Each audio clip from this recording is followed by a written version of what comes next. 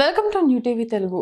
తాను తిరిగి బీఆర్ఎస్ పార్టీలోకి వెళ్లే ప్రసక్తే లేదని తెలంగాణ జాగృతి అధ్యక్షురాలు కల్వకుంట్ల కవిత స్పష్టం చేశారు.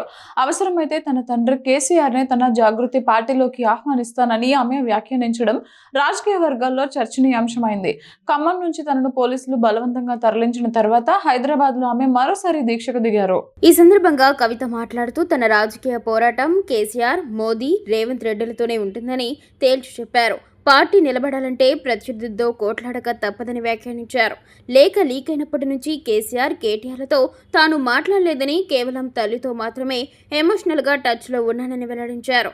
2022లో తనపై కేసు నమోదైనప్పటి నుంచి ఎన్నో ఇబ్బందులు పడ్డానని, ఆ సమయంలో బీఆర్ఎస్ సోషల్ మీడియా తనకు అండగా నిలవలేదని ఆవేదన వ్యక్తం చేశారు. జైలు జీవితం నన్ను జగమండిని చేసింది.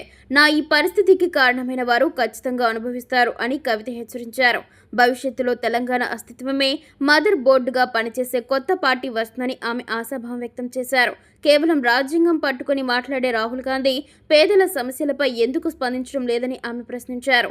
ఖమ్మం, వెలుగుమట్ల భూదాన భూముల బాధితులకు న్యాయం చేయాలంటూ కవిత చేపట్టిన దీక్షను పోలీసులు మంగళవారం తెల్లవారుజామున భగ్నం చేసి ఆమెను హైదరాబాద్కు తరలించారు. అయితే బాధితులకు కొత్త ఇల్లు కట్టించి ప్రభుత్వం నుంచి స్పష్టమైన హామీ ఇచ్చే వరకు తన నిరాహార దీక్ష ఆపబోనని కవిత స్పష్టం చేశారు. భూముల రేట్లు పెరగడంతో పేదలకు కట్టబెట్టేందుకే పేదల ఇల్లు కూల్చేశారని ఆమె ఆరోపించారు.